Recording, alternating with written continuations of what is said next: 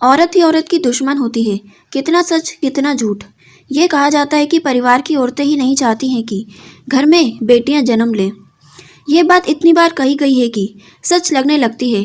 मिसाल के तौर पर कहा जाता है कि परिवार की औरतें ही नहीं चाहती कि घर में बेटियां जन्म लें। ऐसे वाक्यों की अक्सर चर्चा होती है कि बेटे की चाहत में सास और नंद ही बहू को अल्ट्रासाउंड के लिए ले जाती हैं और गर्भ में बेटी होने का पता चलने पर अबॉर्शन करवाती हैं। ये अक्सर ये कहा जाता है कि सास ही बहू की सबसे बड़ी दुश्मन होती है। नंदों को भी अक्सर परिवार में टकराव का रिश्ता मान लिया जाता है। बाल विवाह करवाने में भी माँ और मौसी जैसी रिश्तेदारों की भूमिका मान ली जाती है। यहाँ तक कि बेटों के नाम पर सारी प्रेतक जायदाद लिखवाने और बेटियों को संपत्ति में हिस्सा न देने की जिद करती महिलाओं के किस्से भी आम हैं। इन धारणाओं के मजबूत होने में फिल्मी, टीवी सीरियल, किस्से कहानियाँ, गानों, लोक कथाओं आदि के बहुत अहम भूमिका है। महिलाओं के कुछ खास चरित्र अक्सर खलनायिकाओं के तौर पर ही दिखाए जाते हैं। सास और बहू के रिश्तों को कड़वाहट भरा दिखाने का चलन इन माध्यमों में आम है। ननद और भाभी अक्सर झगड़ते ही दिखाई जाते हैं। हालांकि इस चलन के अपवाद भी मौजूद है। भाषाई प्रयोग में भी अक्सर महिलाओं को लेकर गलत मुहावरों को लोकोक्तियों का चलन नजर आता है।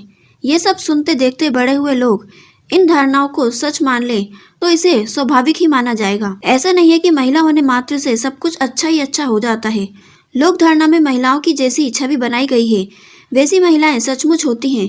महिलाओं का रिश्ते में नकारात्मक भूमिका निभाना कोई अजूबा नहीं है, लेकिन ये चलन जितना आम बताया जाता है उसे पुष्ट करने के लिए तथ्य नहीं होते। साथ ही रिश्तों में नकारात्मक भूमिका निभाने वाले पुरुष भी हैं, लेकिन पुरुष के बारे में ये नहीं कहा जाता है कि पुरुष ही पुरुषों के दुश्मन है।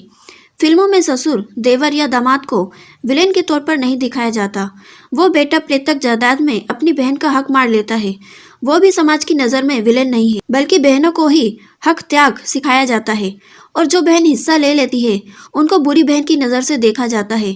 हिस्सा न देने वाले बाप को भी धिक्कारा नहीं जाता है। बहरहाल महिला ही महिला की दुश्मन होती है वाली लोक धारणा की 3 तरीके से समीक्षा हो सकती है। आप भी सुनिए। इस तमाम आरोपों में जो बात बुनियादी तौर पर गलत है वो ये है कि घर के रिश्तों में महिलाओं को स्वायत्त और फैसला लेने में सक्षम मान लिया जाता है। क्या परिवार के फैसले करने में औरतों की इतनी हिस्सेदारी होती है कि उन फैसलों के लिए उन्हें दोषी करार दिया जाए? बहू के परिवार से दहेज आए, ऐसी इच्छा लड़के की मां की हो सकती है, लेकिन दहेज लेना है या नहीं या कितना दहेज लेना है ये फैसला परिवार के पुरुष ही करते हैं। इसी तरह बेटी को जायदाद में हक ना देने का फैसला भी बाप और बेटे मिलकर करते हैं। माँ की भूमिका ऐसे फैसलों में कम ही होती है। माँ की वो बात जरूर मान ली जाती है जो पितृसत्ता के अनुकूल होती है और फैसले के लिए अपराधी चुनने की नौबत आने पर माँ मौजूद होती ही नहीं है। यहाँ सवाल उठता है कि एक सास जो खुद औरत है ऐसा क्यों चाहती है कि बेटी का जन्म ना हो, या एक सास दहेज ना लाने वाली बहू को जलाने में क्यों शामिल हो जाती है? माताएं क्यों कई बार बेटियों की पढ़ाई छुड़ाने की कोशिश करती हैं? माताएं बाल विवाह का समर्थन क्यों करती हैं? इन परिस्थितियों में महिलाएं बेशक खलनायिका नजर आती हैं, लेकिन ये नहीं भूलना चाहिए कि महिलाएं भी उसी सामाजिक परिस्थिति की उपज है जिनमें पुरुषवादी विचार हावी होते हैं। महिलाएं भी उन्हीं किस्से कहानियाँ, सीरियल, फिल्में देखती बड़ी होती हैं जिनमें पुरुष होने को श्रेष्ठ माना जाता है और औरतें द्वयम दर्जे की या सहयोगी भूमिकाओं में होती है।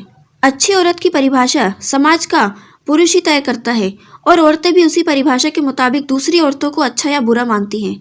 सास की ट्रेनिंग होती है कि बहू को कंट्रोल में रखना चाहिए, वैसे ही बहू की ट्रेनिंग होती है कि पति को सास के असर से बचाना उसका कर्तव्य है। ऐसी ट्रेनिंग के कारण पुरुष सत्ता को पोषण करने में महिलाएं भी अनजाने ही शामिल हो जाती हैं, लेकिन ये नहीं भूलना चाहिए कि ऐसा करते हुए भी वो सक्रिय कर्ता नहीं, विक्टिम या पैसिव या डमी रोल में ही होती हैं। ये भी नहीं है कि वो परिवार और समाज की मान्यताओं के खिलाफ जाकर व्यवहार करने लगेंगी। अपने परिवार की अन्य महिला के खिलाफ उनका होना एक सांस्कृतिक प्रक्रिया का परिणाम है। ये सब कहते हुए ये नहीं भूलना चाहिए कि महिलाओं के बारे में इन सारी नेगेटिव भूमिकाओं में भी महिला पितृसत्ता को ही कायम कर रही है, मातृसत्ता को नहीं। इसलिए ये कहना सही नहीं है कि औरतें ही औरतों की दुश्मन होती हैं।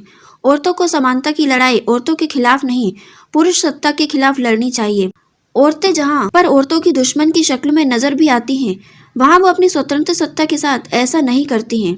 गर्भ में बेटी का पता चलने पर गर्भपात कराने के लिए बहू को ले जाने वाली सास परिवार के पुरुषों की इच्छा के मुताबिक ही ये करती है।